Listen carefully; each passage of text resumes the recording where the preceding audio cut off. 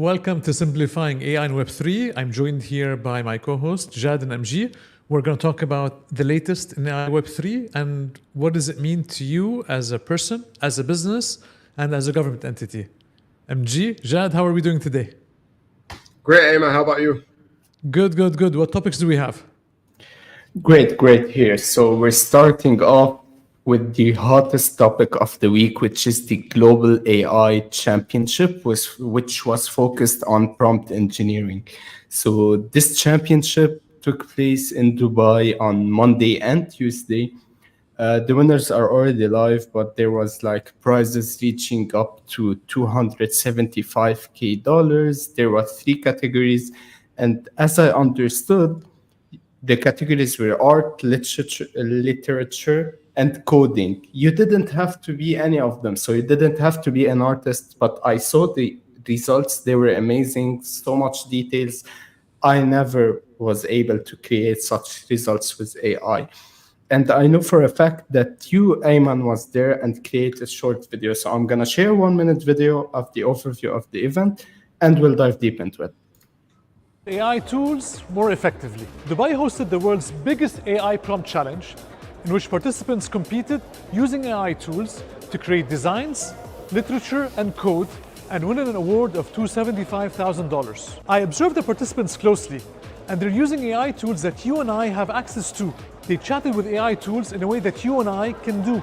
The championship shows clearly that you too can be an AI champion with practice. The championship showed that people who work in government and business could be AI champions in their organization if given the opportunity and showed the way. Dubai is the opportunity, and the Global Prompt Engineering Championship is the way. And then how was Go on, MG. How was your time at the championship? Like, it was a 2-day event where they divided like specific categories each day, or was it the same event just spanned on 2 days? The main learning for me, MG, from the championship is that AI is an enabler for those who want to improve their career, who want to improve how they make money, who want to improve their long-term prospects of this. There were people in the category of literature who are not authors, they're not poets, they're not writers, and they were highly qualified, and they were filtered and selected by judges to be in the top 10, then top 3, and then a finalists. One of the participants writing literature in English had a preference for another language, for Arabic. So he was using translation and a combination of Google Gemini and ChatGPT in order to get the literature aspect done. The artists who were doing the work, their background is in one of them was in cybersecurity, the other one was a business analyst. And so you can be an artist if you want to be an artist. You can be a coder, you can be a writer. So I spent a lot of time observing their screens, observing their prompts, and my main takeaway was they have access to the tools that you and I have access to. And so you can learn how to become better at writing, prompting, to speak better with AI, and you can cross that path and become very good at what you want to be good at. I mean, here's my thought on this. Maybe you can tell me your perspective.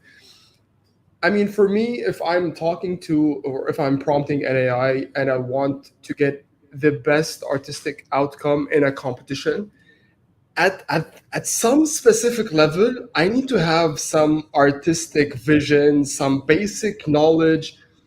I need to be, in a sense, quote unquote, an artist in order to know how to produce the best art using AI. Same for literature. I can't prompt the AI properly if I'm not super versed in how I can write properly in literature, and I can tweak the results the way that I want. I can manage. I can do so. Similarly, maybe for code, I would have some basic coding, knowledge for myself to prompt it. It's not as easy as, give me an application that does 1, 2, and 3 and it just does it. There's the back and forth element where you have to tweak and you have to adjust. So I believe you would have, or you would need to have some level of knowledge for you to be versed in this type of prompting activity. Let us separate prompting from the actual output of the work, which is the design, the text, and the coding. So learning how to prompt is the same way. Now you take searching on Google for granted, but before now you had to learn how to search on Google. You have to ask the question in a certain way. You have to have it longer. You have to use I want this type of file and so on. So with time, Google search became much more comprehensive and making it easier for you to write just a few words and get the result. But for the first 6, 7, 8 years of Google, you had to know how to use certain keywords, how to use quotation marks and things like this in the file, so for you to get the results that you need. This is the same with the label is prompt engineering. Seems like a very big term, as if there's engineering in it, but it's just how you write text, how you write a command, how you ask something. So it's not engineering in a sense. So it's how do I ask the AI to do the work.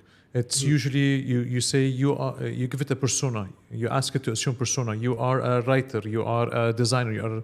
You are specialized in this type of work and so on. My objective is to do this. The output I want is that. So it's a clear requirements and clear output expectations from the machine. So that's a skill that can be learned. It can be learned in a couple of sessions. It doesn't take you years. It doesn't take you 16 courses, 1 or 2 good courses, a couple of good YouTube videos, and you should be fine. Now, from appreciating the output perspective, that's when you need to have some bit of background in English, in literature, in English communication, in the design work, in coding, because when you get the output, you always will feel that it doesn't seem right. Not that the AI did it wrong, but it's for you. You're trying to express yourself in writing or the type of art or so on. So it doesn't seem right for you, and you want to change a little bit how you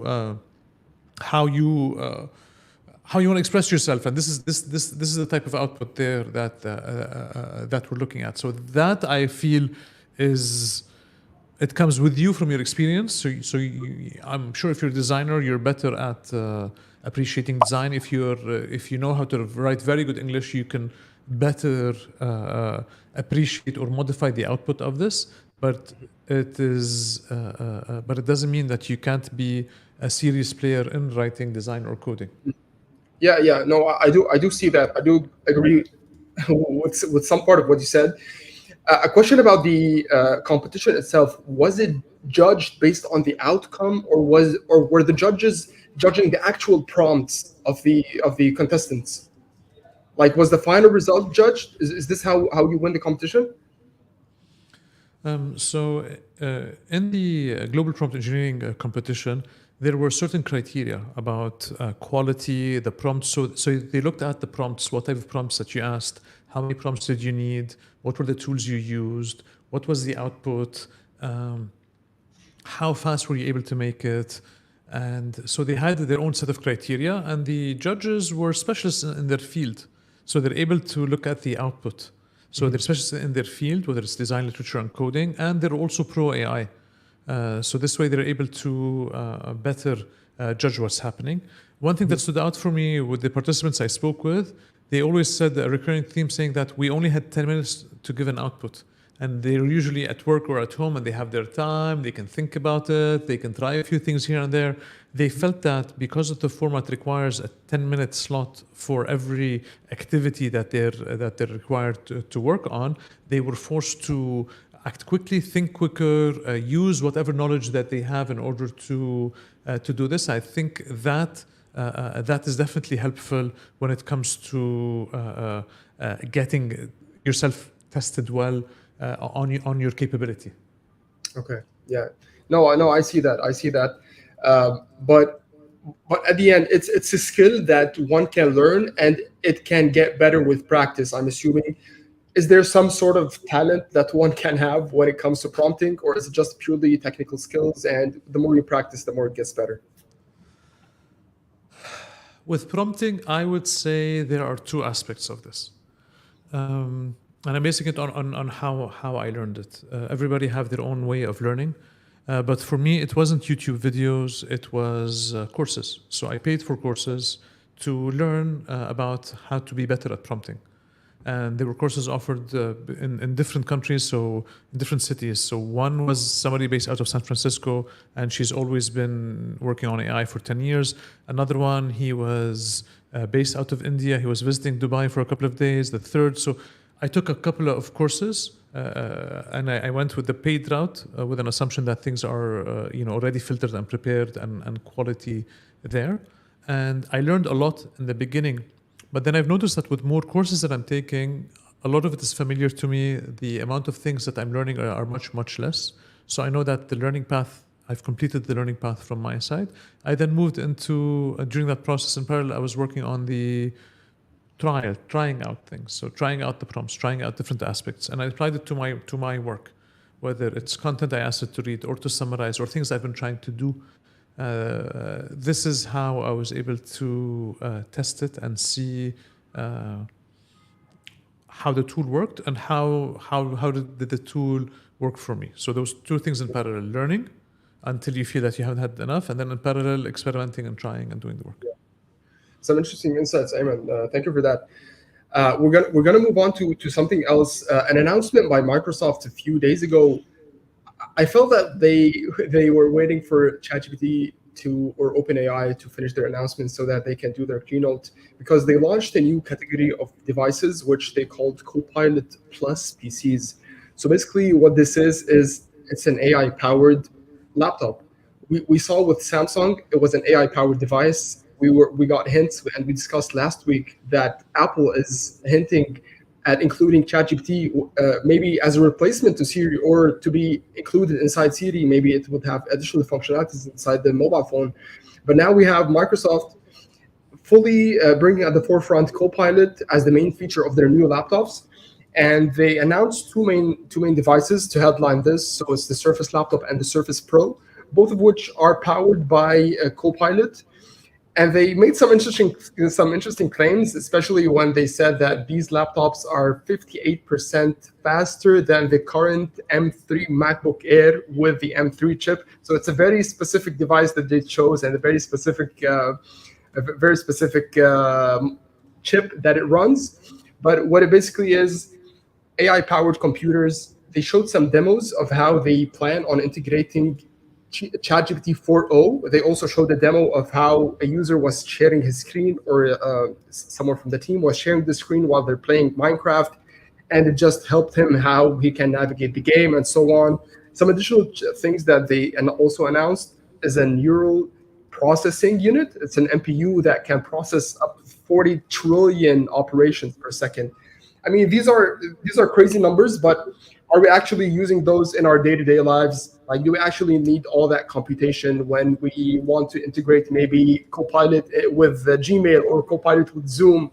I don't know about that. Maybe they're forecasting a bit ahead, but they have some interesting things to launch. And I think this is a new wave of devices that are coming out that are AI powered, and we're seeing a bit by bit some functionalities roll out.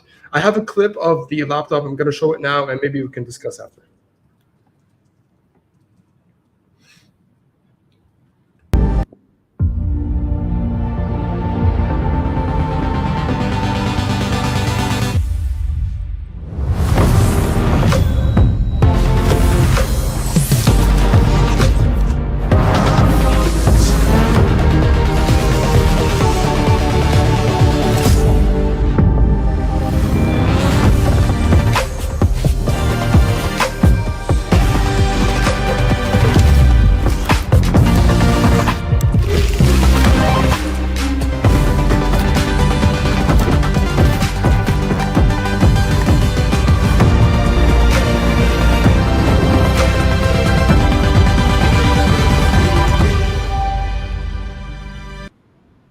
So yeah, a new AI era begins. Ayman, I know that you recently switched back to iOS or Mac. Would an AI powered Was it Windows? recent? I mean, a couple of months ago, no? No, it's been a while. Oh, wow. Okay, maybe I haven't noticed that. I used to see some screen shares of Windows. Then I had. I still use both. I still Okay. use both. So I have Windows and I have a Mac. I have Android. I have iOS. Oh, okay. With AI, I'm using ChatGPT. Meta's Llama, and what was the third? Grok. Yeah, I was about to ask you if this, I mean, AI powered Windows would switch you back to Windows, but apparently you're still on Windows. I was looking at, so one of the organizations, I heard that they were looking at Mac. This was a few months ago. One of the large government organizations were looking at Macs for their AI to AI enable their organization.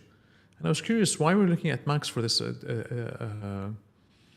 At the time, the M chips that Apple was using, continues to use, are better at handling AI requests than other Windows machines. So this is why they were considering Macs for that. Because when Apple designed its own chips and it's manufacturing its own M series chips for a while, it can support processing of large-scale AI requests on the local machine. So the PC market has recognized this and have been working on creating their own equivalent of this, where they have. Today in our machines we had two processors. One which is the main processor that handles the requests, and the other one which is the GPU is for the graphics, the gaming, and so on. And now they added the third one called NPU, which is for the neural processing unit for the requests that we're doing here under AI. So it's doing more on this. And Microsoft are referring to this as edge computing, as in it's our computers and the cloud is a large scale for this. What I'm trying to go with this is it's a long way of saying that the reason NVIDIA is valued in the trillions and the reason that OpenAI was looking to build their own CPUs, we heard the rumors they're trying to raise so much money to build their own CPUs, is that with AI, we need a new type of CPUs for our servers, for our local computers, for everything, the way they handle the data. With the new computers that Microsoft released, they become a blueprint for all sorts of other manufacturers, and they already have partnerships with Dell and Lenovo and others. This means on our personal computers, we can AI enable them to process things on the computer itself. So if you're taking a screenshot or asking it to view things on your screen and to analyze it and give you answers, it can do that specifically there on your machine. It doesn't have to go to the internet, to the servers to analyze it and come back. That can help with speed. That can help with certain types of privacy. If you're using customer data, you don't want that to leave your premises and so on. You need it to stay on your local computer. If it's using private personal data, it doesn't have to travel through the internet to centralized servers that you don't have access to. So that's where we're heading with this, and that means there are going to be millions of CPUs that are installed for the new computers that we have moving forward, and it also creates many more applications that we can run locally on our computers. Yeah, speaking of running locally, one of the features that they mentioned is called recall, which is basically you can recall back any function, any text, anything that you did on your computer, because everything basically is being tracked and is stored locally. So you can get back to one chat you had in Discord a few months ago without even connecting to the internet. So it's all stored locally. You can retrieve it whenever you want. I mean, it's a pretty advanced feature, but they're basically tracking everything that you do. They're storing it. I don't know if it's purely locally, or on their servers somewhere. I would assume they would have access to it, maybe. But it's a pretty cool feature when you have this type of chip that can store all your functions locally without the need of fetching back to the internet. A big part of trusting AI, a big part of using AI on your local computer involves trust. You're going to have to trust the technology that it will not use your data to train other models. You're going to have to trust your computer and your AI tool that it will not go to the internet and share that with centralized servers. So there's going to be a big trust element there that it's going to take us as a while to build that trust, because at the end, if I'm asking it to study local data on my computer, personal information, customer information, images, and so on, I'll need to be able to trust that this information stays on my computer. I want to get the AI-enabled answers, but to stay on my computer, and it's going to take us a while as humans to trust that. Yeah, 100%.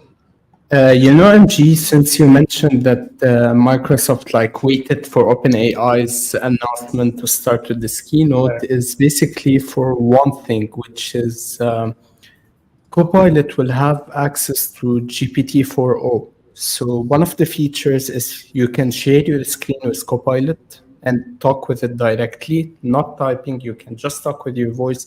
Copilot will be able to see whatever you're doing. Let's say you're working on a PowerPoint, on a Excel, you don't know the formula, you just ask Copilot, hey, can you see this cell C3? I'm not being able to create this formula. It will help you. So I think the new features they added are very useful, especially to technical workers. So another useful feature is you can now edit images without the need of any third-party tool. So whenever you hover over an image you have on your desktop in your files, you will see a small Copilot logo that will say when you press on it, edit this image, you can do stuff like change the colors, remove the background. This is way faster for design work, especially since before this you needed to open a new tool, the tool you use for design, import your design, remove the background, export it again. So this is saving a lot of time, especially for heavy design users. And one more thing they added, I think this is more for busy people, is summarizing the notifications tab on your PC. So before they summarized meetings, they summarized emails. Now you can just get a summary of all your notifications and one small button. Yeah, we're seeing a lot of these types of summaries. Just me and Ayman, we're discussing today how we can summarize reviews, or how Amazon basically summarizes reviews. Another tool summarizes, or maybe was it Upwork, summarizes candidates. So yeah, this feature is getting spread widely. Ayman, have you heard about this controversy speaking about OpenAI and Scarlett Johansson? Have you seen what's been happening in the Johansson verse? So basically, yeah. So with Scarlett Johansson and OpenAI, I think it's good that this discussion is happening and there's potentially a legal and public battle there. However, I don't think the celebrities have a big chance to able to reduce this from happening down the line, because now even if OpenAI loses this, all other AI companies are going to look like saying that I want a sound that sounds like Will Smith, but it's not Will Smith. So you have many impersonators who do this. So they record them. So it doesn't mean I have Will Smith's voice or Scarlett Johansson's voice. I have somebody who sounds like them because we like their style. I think the only thing that OpenAI is at a disadvantage of is they used the movie Her in their public communication. So Sam Altman has used, he has a tweet that says Her, referring to the movie where Scarlett Johansson voiced a machine, the AGI machine of the movie, right? So a couple of things. Those I'm sure the legal team of Scarlett Johansson is going through every tweet of Sam Altman and the team of OpenAI to see what acts, what does not work well for them. These one-word tweets, I feel like they never end well. It reminded me of Sam Bankman-Fried's "What" tweet before he just got accused of frauding everyone for billions. So yeah, that gave me a flashback. We have a video we can watch about the situation with Scarlett Johansson. Let's take a look. Star Scarlett is ready to go full Black Widow on the folks at OpenAI, the company that's leading the world in artificial intelligence research. Do you have a name? Yes, Samantha. The sultry star was the sexy voice in the 2013 movie Her, in which Joaquin Phoenix falls in love with her, even though she is AI generated and doesn't exist in the real world. Keep going. Keep going. OpenAI just released its new voice named Sky. Here's Sky. Hey there, it's going great. How about you? Here's Scarlett Johansson. Well, I take it from your tone that you're challenging me. She says it's eerily similar to her voice. Sam Altman, who founded OpenAI, admits he was actually inspired by the movie Her. Her got something deeply right on the interface, and that is no small feat. He also acknowledges that he asked Scarlett Johansson to be the voice, but she turned him down. Scarlett says in a statement that she is shocked, angered, and in disbelief. My closest friends could not tell the difference. OpenAI. I feel like there's a thin line between being inspired and just copying with changing a small aspect of it and rebranding the whole package. I mean, OpenAI and Sam Altman, they did announce that they would be removing the audio. They apologized, but it doesn't. It's not a good look when you approach someone, ask for their voice, they say no, and you put out a product with a very similar output of their voice. So, I mean, we'll see how this ends. I think we wouldn't have this issue if they hadn't officially asked her. Yeah. If they hadn't officially asked Scarlett Johansson for to being featured, right? So we wouldn't have had that saying, "Oh yes, there's similarities, but we love the movie Her, but it wasn't Scarlett Johansson." It's a similar voice. I mean, it's AI generated, and the end of the day, I don't know.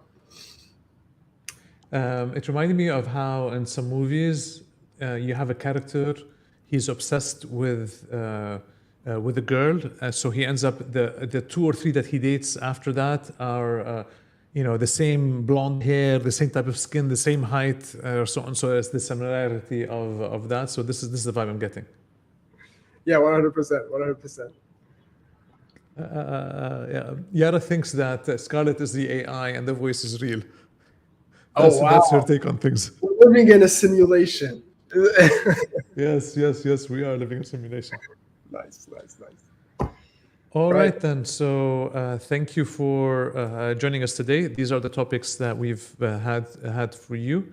We're looking at topics that are timely, that happened this week, and that are relevant for you as a person, your business, or the organization that you work in. Thank you, and we will see you next week, every Thursday at 5 p.m. UAE. Thank you. Bye-bye.